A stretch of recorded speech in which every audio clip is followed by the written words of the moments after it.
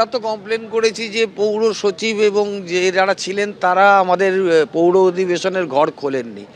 আমাদের আইনে যেটা 1980 কলকাতা মিউনিসিপ্যাল অ্যাক্টে যেটা রয়েছে বা রুলস 1984 যেটা রয়েছে, তাতে চেয়ারম্যানের তিনি তার নির্দেশে সচিব তার অধিবেশন ব্যবস্থা করেন।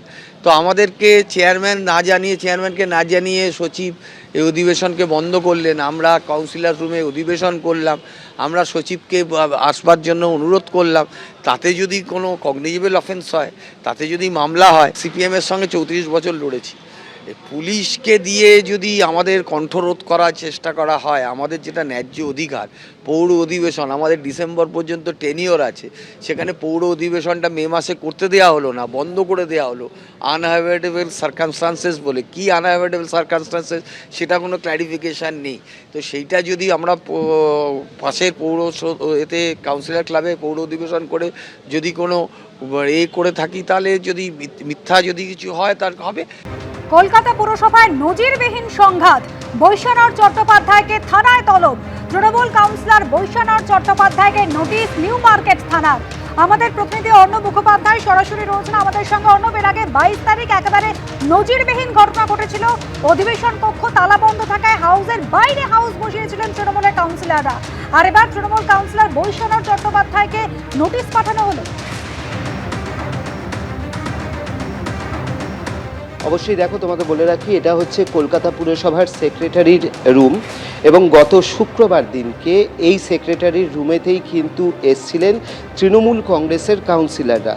তাঁরা এসছিলেন প্রথমে হচ্ছে পুরো চেয়ারপারসন মালা রায়ের একটি চিঠি নিয়ে, এবং তারপরে তারা দাবি করেন যে এখানে তাদেরকে দিতে হবে। এই যে ঘরে তারা এসছিলেন এবং তারা দাবি করেছিলেন যে তাদের হাতে অধিবেশন কক্ষের চাবি দিতে হবে, এবং সেই নিয়ে কিন্তু একটা গণ্ডগোলের মতো পরিস্থিতি হয়।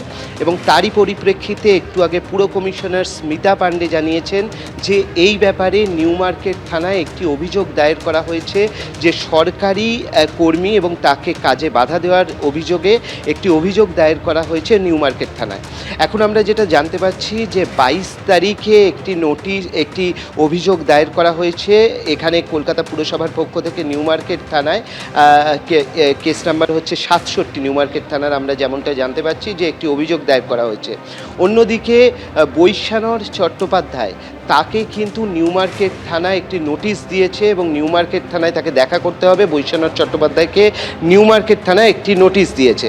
আর একটা জিনিস বলে রাখি যে আজকে পুর নগরোন্নয়ন মন্ত্রী অগ্নিমিত্রা পাল, তিনি কিন্তু জানিয়েছেন খুব গুরুত্বপূর্ণভাবে যে এই ধরনের ঘটনা সরকার বরদাস্ত করবে না, এবং পোলে গ্রেফতার হয়েছেন। এরপরে চট্টোপাধ্যায় বা চ্যাটার্জির পালা। এই চ্যাটার্জি কে তিনি বলেননি, কিন্তু সেই সঙ্গে এটাও গুরুত্বপূর্ণ যে এই ঘটনায় কলকাতা পুরসভা অভিযোগ দায়ের করেছে এবং বৈশ্বনাথ চট্টোপাধ্যায়, তাকে একটি নোটিশ দেওয়া হয়েছে নিউ মার্কেট থানা থেকে। যদিও সেই চট্টোপাধ্যায়কে সে সম্বন্ধে বৈশ্বনাথ চট্টোপাধ্যায়ও কিন্তু বলতে পারেননি বা তিনিও মুখ খোলেননি। এবিপি আনন্দ, এগিয়ে থাকে, এগিয়ে রাখে।